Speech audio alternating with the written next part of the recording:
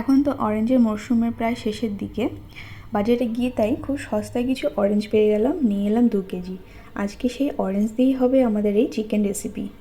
আর চিকেনের এই আইটেমটা বানানোর পরে আমরা সবাই খুব চেটেপুটে খেয়েছি, দারুণ লেগেছে কিন্তু। তো চলো শুরু করা যাক।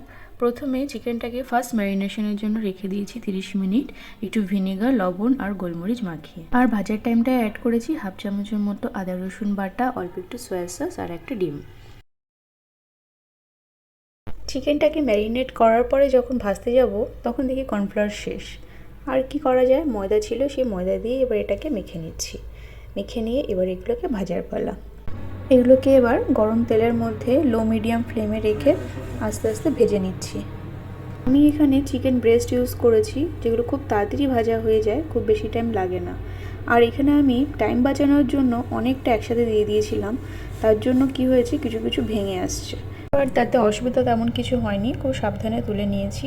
তবে এটা খেয়াল করলাম যে চিকেন ভাজার সময় অবশ্যই একটু বেশি ফাঁকা ফাঁকা করে কম কম করে দিয়েই ভাজলেই ভালো। যাই হোক, এবার তেলটাকে সরিয়ে নিয়ে আবার সেই কড়াইতে অল্প পরিমাণে তেল দিয়ে তাতে কুচনো রসুন আর তার থেকে একটু কম পরিমাণে কুচনো আদা দিয়ে নাড়াচাড়া করে তারপরে দিয়ে দিচ্ছি কুচনো কাঁচা লঙ্কা। এরপরে দিয়ে দিচ্ছি আমার অরেঞ্জের রস। এই রসটা তোমাদের নিজেদের মতো করে কতটা পরিমাণে দেবে। আমি এখানে ছোট ছোট বা মিডিয়াম সাইজের 6টা কমলালেবুর রস দিয়েছি, যেহেতু এগুলো ছোট ছোট ছিল তাই। এরপরে এর ভেতরে দিয়ে দিচ্ছি আমার চিকেনের ব্যাটারে যেটা ছিল ম্যারিনেশনের পরে সেটা দিয়ে এবার এটাকে ভালো করে নাড়ছি। নাড়তে নাড়তে বেশ একটা থকথকে ভাব হয়ে গেছে। সেই ব্যাটারের মধ্যেই কিন্তু সব রকমের মশলা আছে। তাছাড়াও আমি এখানে ওপর থেকে অল্প পরিমাণে লবণ দিচ্ছি। দেওয়ার পরে এবার দিয়ে দিচ্ছি অরেঞ্জ জেস্ট মানে সেই একদম পাতলা কমলালেবুর ওপরের খোসাটা। ভেতরে যে সাদা অংশটা থাকে কমলালেবুর খোসায়, সেটা কিন্তু ফেলে দিতে হবে, ওটাতে একটা তিতকুটে ভাব চলে আসে। এই অরেঞ্জ জেস্টটা কিন্তু একদম স্কিপ করা যাবে না। এটাই কিন্তু বেশ যখন মুখে পড়বে খুব সুন্দর একটা ফ্লেভার আসে মুখের মধ্যে। আমার তো ভীষণ ভালো লেগেছিলো।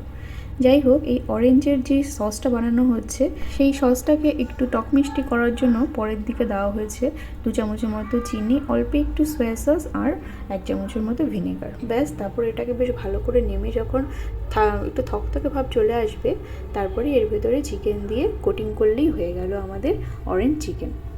ব্যাস, আমাদের আসল কাজ শেষ।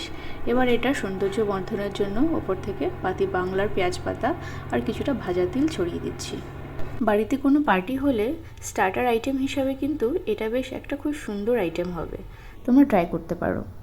আচ্ছা, একটা প্রশ্ন, বাজারে যে এই যে সবুজ হলুদ রঙের কমলালেবু পাওয়া যায় সেটাকে নাকি মাল্টা ফল বলে,